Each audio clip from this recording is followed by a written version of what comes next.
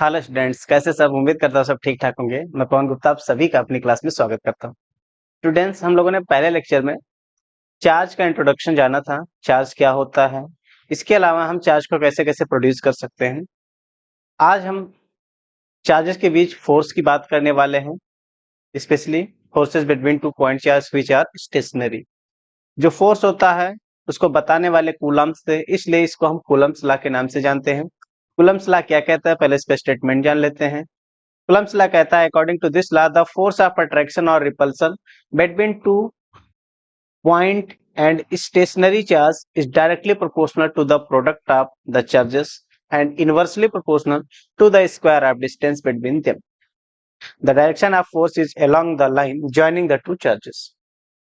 मतलब दो चार्ज हैं, दिख रहा है Q1 और Q2, जो A और B पर रखे हुए हैं। इनके बीच का जो डिस्टेंस है वो R है। तो इनके बीच का जो फोर्स होगा वो अट्रैक्शन भी हो सकता है, रिपल्सन भी हो सकता है। जैसा कि पहले ही बता चुके हैं कि चार्जेस के बीच जो फोर्स होता है वो अट्रैक्शन भी हो सकता है, रिपल्सन भी हो सकता है।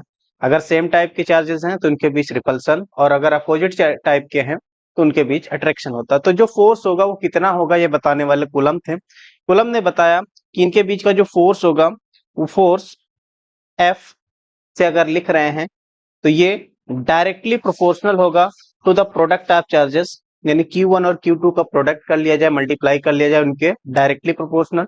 डायरेक्टली प्रोपोर्शनल का मतलब होता है अगर आप Q1 और Q2 में से किसी भी का मान बढ़ाते हो तो फोर्स का मान बढ़ेगा। अगर Q1 आपने 2 टाइम्स कर दिया तो फोर्स 2 टाइम्स हो जाएगा। ठीक है, अगर आपने Q1 को 2 टाइम्स किया, Q2 को 3 टाइम्स कर दिया तो 2 3 जा 6, यानी फोर्स जो हो जाएगा वो 6 टाइम्स बढ़ जाएगा। समझ में आ रहा? यानी Q1 और Q2 में किसी का भी मान बढ़ाने से F जो होता है वो डायरेक्टली बढ़ता है। इसी को कहते हैं डायरेक्टली प्रोपोर्शनल। देन इनके बीच का जो डिस्टेंस है R, उसके स्क्वायर के इनवर्सली प्रोपोर्शनल होता है, यानी कि R स्क्वायर कर दिया जाए, और नीचे का मतलब होता है कि R का मान जैसे जैसे बढ़ेगा, R की वैल्यू बढ़ने के साथ साथ F की वैल्यू बहुत तेजी से घटती है। ठीक है, स्क्वायर फॉर्म में। नाउ आप प्रोपोर्शनलिटी हटाते हैं तो कोई एक कांस्टेंट आता है। उस कांस्टेंट को मान लीजिए कि ये जो चार्जेस हैं ये रखे हुए हैं इन एयर और वैक्यूम। ये चार्ज किस में है, या तो एयर में हो या फिर वैक्यूम में हो, निर्वात जिसे कहते हैं, जहां कुछ ना हो। तब उस केस में क्या होता है, इन एयर और वैक्यूम जब प्रोपोर्शनलिटी हटाते हैं तो एक कांस्टेंट लगा दिए हम के Q1 Q2 by R square. और जब एयर या वैक्यूम की बात करते तो उसमें K इक्वल टू लिया जाता है 1 बाई 4 पाई एप्सिलॉन नॉट। ये K की वैल्यू होती है। यूनिट अगर लिखना है तो इसकी यूनिट हो जाएगी F की यूनिट न्यूटन, R स्क्वायर इधर आएगा यानी newton metre square. Q1 Q2 charge की यूनिट कूलम होती है, सो पर कूलम स्क्वायर। ये K की वैल्यू होती है किसमें, एयर में या फ्री स्पेस में। ठीक है, वैक्यूम को फ्री स्पेस भी कह सकते हैं। तो इस केस में यानी कि K की वैल्यू ये आ गई, और इसको आप याद रखिए, इसकी जो वैल्यू होती है ये होती 9 × 10⁻⁹ न्यूटन मीटर स्क्वायर पर कूलम स्क्वायर। ये K की वैल्यू होती है फॉर एयर और वैक्यूम। ठीक है, तो इस तरह से ये कूलम्स लॉ आपके पास बनकर तैयार होता है। ये तब के लिए है जब जो पॉइंट चार्जेस है वो कहां पर हो, या तो एयर में हो या फ्री स्पेस में। ठीक है, तो वैल्यू अगर रख दिया जाए तो इसका मतलब आपके पास Coulomb's law F equal to क्या बन जाएगा, 1 by 4 pi epsilon naught Q1 Q2 by R square. और इसको ऐसे लिख ले 9 × 10⁻⁹ Q1 Q2 by R square. This is Coulomb's law when the charges are placed in air or vacuum. Okay.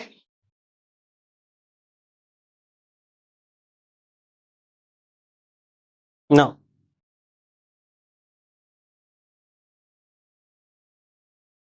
क्या हो, अच्छा यहाँ एक चीज और देखिए, अपने पास क्या पता चल रहा कि ये जो 1 बाई 4 पाई एप्सिलॉन नॉट है, इसकी वैल्यू मैंने बताया कितना होता है, 9 × 10⁻⁹। यूनिट भी लर्न हो गए, न्यूटन मीटर स्क्वायर पर कूलम स्क्वायर। यहाँ पर 4 पाई ये तो कांस्टेंट है, बट ये जो एप्सिलॉन नॉट है, ये एप्सिलॉन नॉट, एप्सिलॉन जीरो या एप्सिलॉन नॉट जिसे बोलते हैं, इसकी वैल्यू अगर निकालना हो तो कितना होगा? तो इसकी वैल्यू निकालने के लिए एप्सिलॉन नॉट इधर कीजिए, 9 यानी कि 9 इंटू 10 पावर 9 नीचे आ जाएगा। तो इसकी जो वैल्यू जब सॉल्व करोगे तो ये आएगा 8.85 इंटू 10⁻⁻12। यूनिट इसका जस्ट अपोजिट हो जाएगा, क्या हो जाएगा? पर न्यूटन पर मीटर स्क्वायर कूलम स्क्वायर। ये जो एप्सिलॉन नॉट है इसको बोलते क्या है? इसको बोलते हैं permittivity of free space. This is known as permittivity of free space.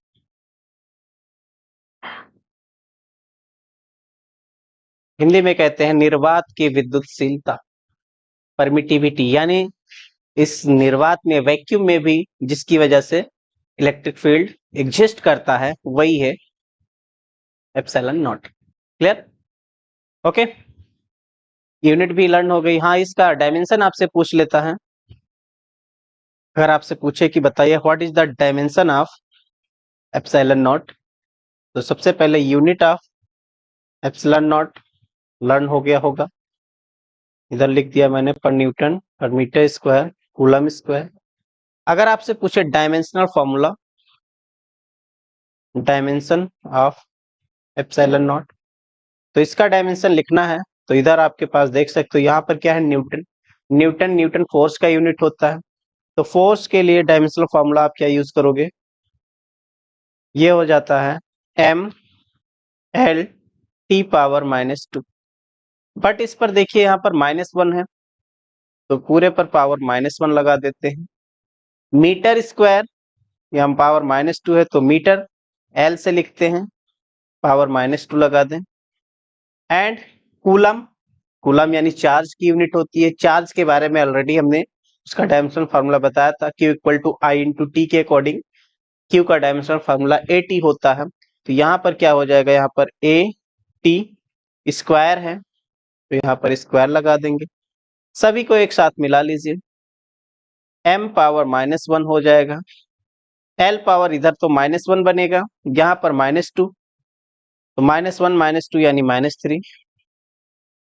T power देखते हैं कितना हो जाएगा। यहाँ पर T का पावर -2 है, -1 से मल्टीप्लाई होगा तो प्लस का 2 हो जाएगा, और यहाँ पर 2 और आ जाएगा तो यानी कि T पावर 4 हो जाएगा।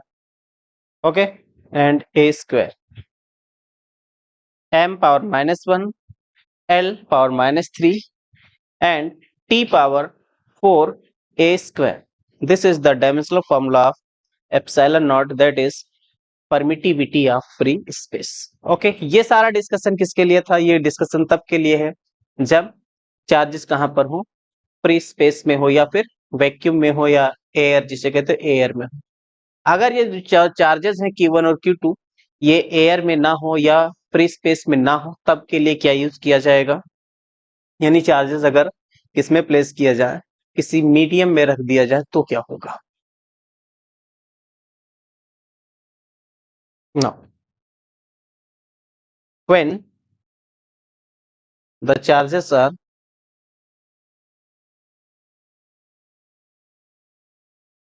इन एनी मीडियम, अगर किसी मीडियम में रख दिया जाए चार्जेस को, तो उस केस में क्या होने वाला है?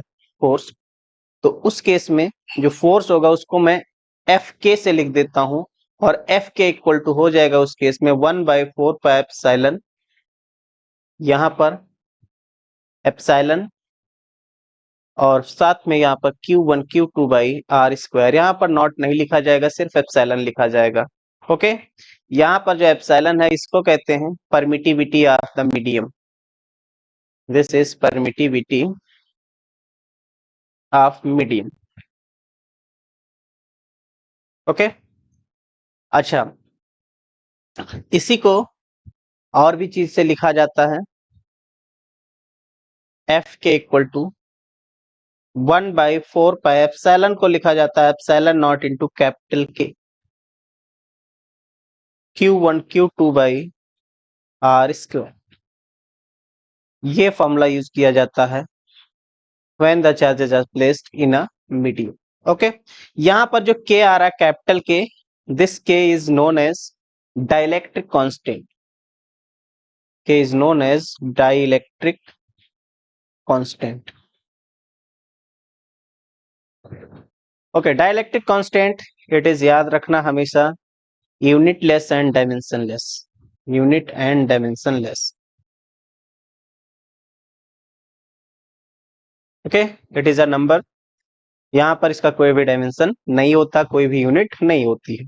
ओके, अच्छा यहां से याद रखना एप्सिलॉन इक्वल टू होता है एप्सिलॉन नॉट इनटू के। ठीक है, यहाँ पर इससे कंपैरिजन कर लो इस वाले फॉर्मूले से, तो एप्सिलॉन के स्थान पर एप्सिलॉन नॉट के मिलेगा।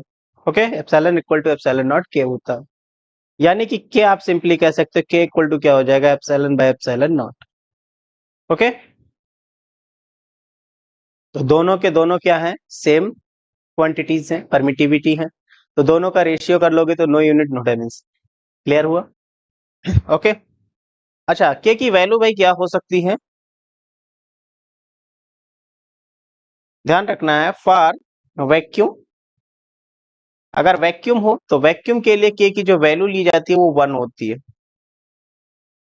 अगर हम बात करते हैं एयर की, एयर के लिए के की वैल्यू अप्रोक्सीमेटली 1 होता है, एग्जैक्ट 1 नहीं होता, 1.0001। Okay, approx. इसी तरह से अगर हम बात करते हैं फॉर वाटर, वाटर के लिए जो के की वैल्यू होती है वो 80, और सम राइटर कहते हैं 81 भी होता है, जैसा वाटर हो वाटर के अकॉर्डिंग है। ठीक है, इसी तरह से हाँ, अगर कोई मेटल आ जाए तब के लिए, मेटल, मेटल के लिए के की जो वैल्यू होती है वो याद रखिएगा इन्फिनिटी होती। मेटल के लिए के की वैल्यू जब इन्फिनिटी हो गई तो इसका मतलब फोर्स कितना हो जाएगा, फोर्स भी इन्फिनिटी हो जाएगी। सो ध्यान रखना है कि अगर चार्जेस को मेटल, अगर मेटालिक कंडक्टर से मेटालिक मीडियम में रख दिया जाता है तो उस केस में उनके बीच जो फोर्स लगता है वो 0 हो जाता है, क्योंकि 1/इन्फिनिटी 0 होता है। कैसे भाई, देख लेते हैं। देखो, अपने पास कुछ फॉर्मूले जो हमने शुरू से ड्राइव किए उसमें जो लिखे उनको देखते हैं। यहाँ पर देखिए, इसको अगर मैं ये इक्वेशन 1 नाम दे दूं, और इसके बाद यहाँ पर जो एफ के निकल कर आया है इसको अगर मैं इक्वेशन नंबर 2 नाम दे दूं, तो दोनों से क्या हो जाएगा,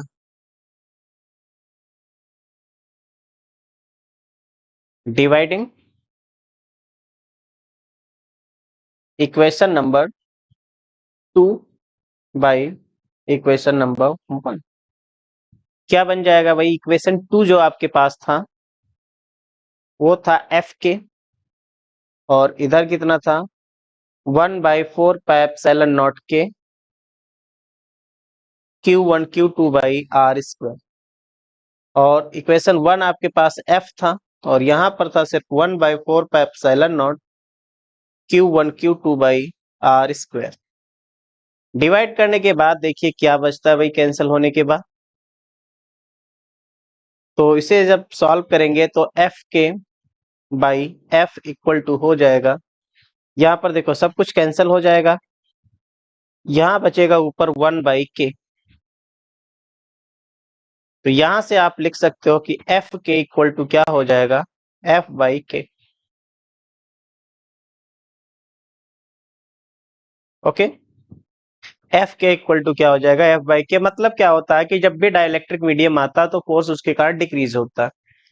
देख सकते हो एफ के इज इनवर्सली प्रोपोर्शनल टू के, कितना टाइम डिक्रीज होगा, के टाइम डिक्रीज होगा। ठीक है, अगर फोर्स 1 न्यूटन है दो चार्जेस के बीच में एयर में, और अगर क्या किया जाए उनको वाटर उनके बीच भर दिया जाए चार्जेस के बीच, तो उस केस में जो फोर्स हो जाएगा 1/80 हो जाएगा, क्योंकि डाइलेक्ट्रिक कांस्टेंट जितना होगा उतने टाइम फोर्स डिक्रीज हो जाता है। क्लियर है? ओके, अच्छा अगर क्या किया जाए, चार्जेस को प्लेस कर दिया जाए in metallic medium, if charges are placed in metallic medium,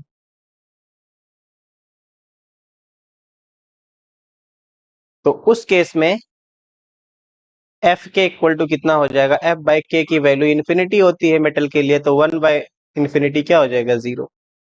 इसका मतलब अगर मेटेलिक मीडियम है तो उस केस में फोर्स उनके बीच क्या हो जाता है, 0 हो जाता है। क्लियर है? ओके। फिर बात करें इसका, फोर्स है, फोर्स तो वेक्टर फॉर्म में होगा, तो वेक्टर लॉ कैसे होगा इसका, vector form, vector form of Coulomb's law. इसके लिए हमने एक्स और वाई एक्सिस ड्रा कर लिया, चार्जेस Q1 और Q2 को भी दिखा लिया है। Q1 का पोजीशन वेक्टर R1 मान लिया और Q2 का पोजीशन वेक्टर R2 मान लिया।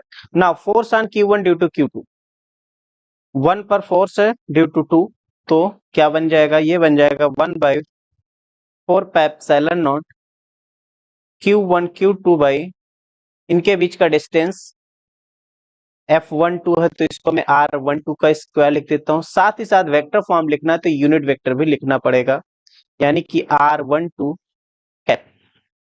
ओके।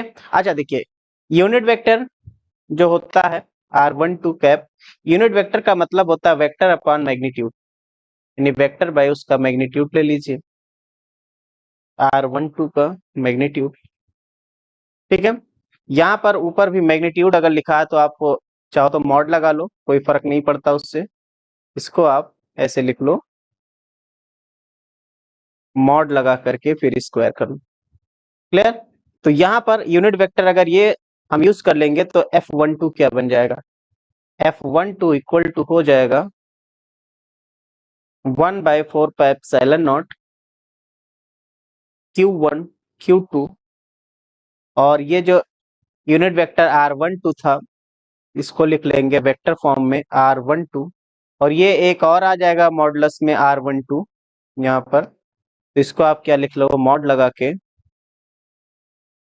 R12 इस तरह से, और स्क्वायर था पहले से, क्यूब बन जाएगा, ये बन जाएगा इसका वेक्टर फॉर्म। ठीक है, इसी को चाहो तो आप ये भी लिख सकते हो, और F12 equal to 1/4πε0 Q1 Q2, R12 का मतलब होता R2 माइनस R1, उसके अकॉर्डिंग क्या हो जाएगा यहाँ पर मॉड R2 माइनस R1 का होल क्यूब, और साथ में यहाँ पर आ जाएगा वेक्टर में R2 माइनस R1। ठीक है, इस तरह से वेक्टर फॉर्म में लिखते हैं कूलम्ब्स लॉ। ठीक है, वेक्टर फॉर्म में लिखने का मतलब यूनिट वेक्टर लगा दीजिए, पर्याप्त होता है।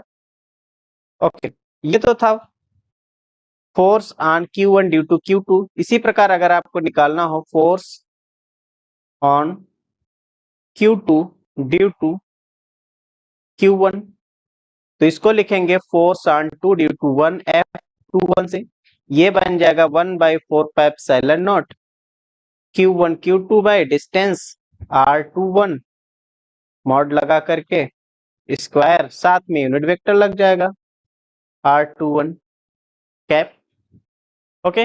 अच्छा, फिर से यूनिट वेक्टर है R21, तो R21 जो कैप है यूनिट वेक्टर, इसको लिखते हैं वेक्टर अपॉन मैग्नीट्यूड, यानी vector R21 by magnitude of R21, इस तरह से लिख सकते हैं। तो ये वैल्यू जब हम रख लेंगे तो क्या बन जाएगा, F21 इक्वल टू हो जाएगा 1/4πε0 Q1 Q2, नीचे देखिए मैग्नीट्यूड में क्यूब बन जाएगा, R21 का क्यूब हो जाएगा, साथ में यूनिट वेक्टर हो जाएगा R21, ये निकल कर आएगा। अच्छा, वेक्टर में हम जानते हैं अगर डायरेक्शन चेंज किया जाता है तो डायरेक्शन चेंज करने से साइन चेंज हो जाता है। हमें पता है कि R21 जो होगा ये हो जाएगा नेगेटिव ऑफ R12, और इसके अलावा अगर मैग्नीट्यूड की बात करें R21 का जो मैग्नीट्यूड होगा R12 के बराबर ही होगा, क्योंकि डायरेक्शन से मतलब नहीं होता मैग्नीट्यूड में। तो ये इन दोनों चीजों का अगर हम इस्तेमाल कर लेंगे तो इस्तेमाल करने के बाद हमको क्या मिलेगा, हमें ये पता चलेगा कि F21 जो होगा वो बन जाएगा नेगेटिव F12।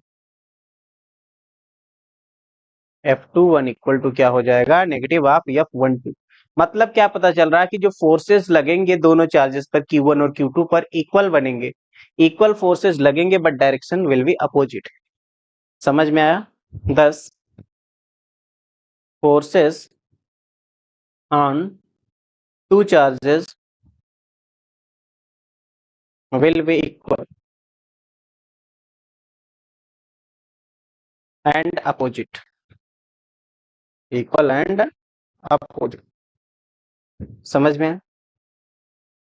मतलब यहाँ पर सिंपल कह सकते हैं एक्शन और रिएक्शन पेयर यहाँ पर तैयार हो रहे हैं, यानी न्यूटन थर्ड लॉ इसमें फॉलो हो रहा है। ओके, अगर आपसे कोई पूछे कि एक को फोर्स 10 न्यूटन लगेगा तो दूसरे चार्ज पर फोर्स कितना लगेगा, तो उस पर भी 10 न्यूटन ही लगेगा, बट डायरेक्शन क्या हो जाएगा, अपोजिट हो जाएगा। चाहे फोर्स अट्रैक्शन का चाहे रिपल्सन का, कोई फर्क नहीं पड़ता, दोनों केस में फोर्स जो रहेगा वो दोनों चार्जेस पर इक्वल रहेगा। उम्मीद है आपको वेक्टर फॉर्म समझ में आ गया होगा। वेक्टर फॉर्म में कुछ करना नहीं, सिर्फ यूनिट वेक्टर ऐड कर देना और कुछ नहीं होता। ओके, नाउ इसके बाद बात आता है principle of superposition. Principle of superposition,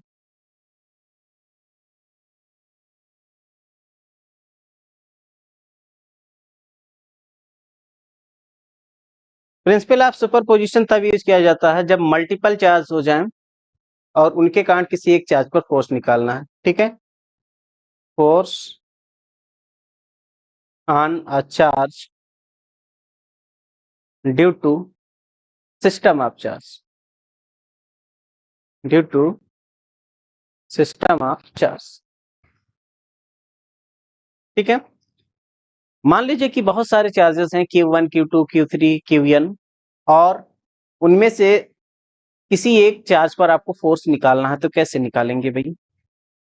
यहां पर मान लिया चार्ज है Q1, यहां मान लिया Q2 Q3 and so on. इसी तरह से मान लेते हैं यहाँ पर चार्ज है Q4, और कहीं पर चार्ज होगा, मान लीजिए यहाँ पर चार्ज है Qn। ओके, अब इनके कुछ पोजीशन वेक्टर्स भी होंगे, इसके लिए आप कोऑर्डिनेट एक्सिस ड्रा कर लो।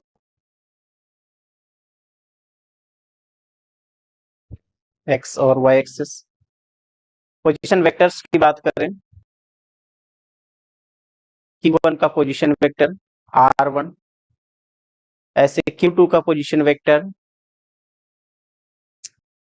R2 मान लीजिए,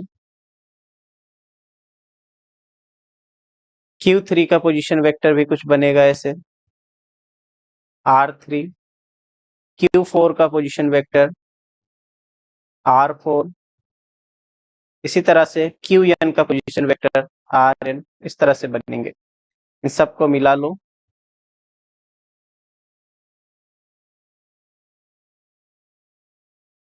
ठीक है। इस तरह से सभी चार्जेस को हमने क्या किया, आपस में मिला लिया। यहां से भी इसको मिला ले, इन सबको ऐसे हम मिला लेंगे। ये सिस्टम ऑफ चार्जेस बन गए। अब आपसे कहा जाए कि बताइए किसी एक चार्ज पर इस सिस्टम ऑफ चार्ज की वजह से फोर्स निकालिए। ठीक है, डायग्राम पे ज्यादा फोकस मत करिए, जैसा भी है। सिस्टम ऑफ चार्जेस, बहुत सारे चार्जेस हैं, उनमें आपको क्या करना है, किसी एक पर फोर्स निकालना है।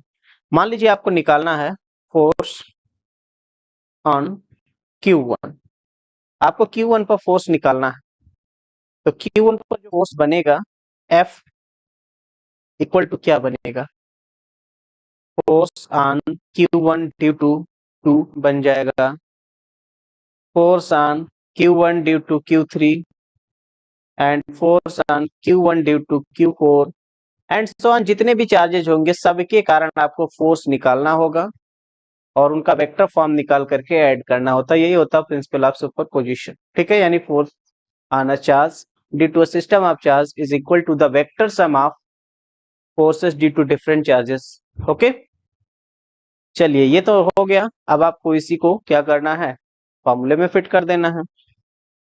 तो फॉर्मूले में जब रखेंगे तो F इक्वल टू क्या बन जाएगा, फोर्स ऑन 1 ड्यू टू 2, क्या लिख सकते हैं इसको, K Q1 Q2 बाई इनके बीच की दूरी R12 बनेगा स्क्वायर, यूनिट वेक्टर लग जाएगा R12। फिर दूसरे में के Q1 Q3 अपॉन में R13 हो जाएगा स्क्वायर, और यूनिट वेक्टर हो जाएगा R13। ऐसे के 1/4 पाई एप्सिलॉन नॉट, सॉरी के तो मैं लिख ही रहा हूं, तो 1/4 पाई एप्सिलॉन नॉट लिखने की जरूरत क्या है। Q1 Q4 अपॉन में R14 का स्क्वायर, और यूनिट वेक्टर हो जाएगा R14। इसी तरह से nवें पार्ट के लिए के Q1 Qn अपॉन में R1n का square, unit vector R1n cap, ये बन जाएगा।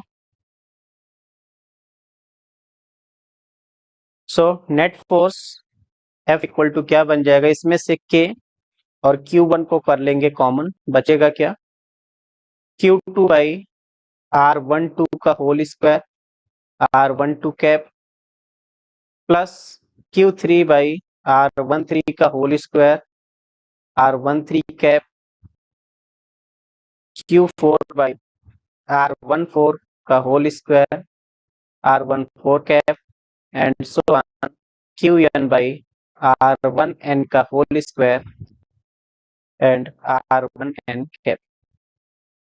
This is the force on Q1 due to system of charges.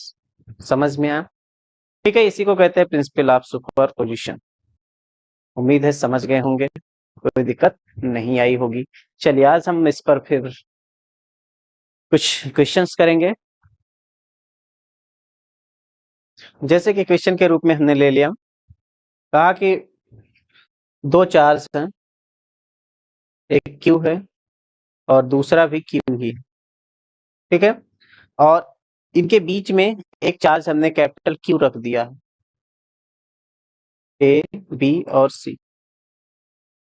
अब आपसे पूछा जा रहा है कि बताइए फोर्स ऑन Q क्या होगा। आपको बताना है फोर्स ऑन कैपिटल Q कितना होगा, ये क्वेश्चन आ जाए आपसे।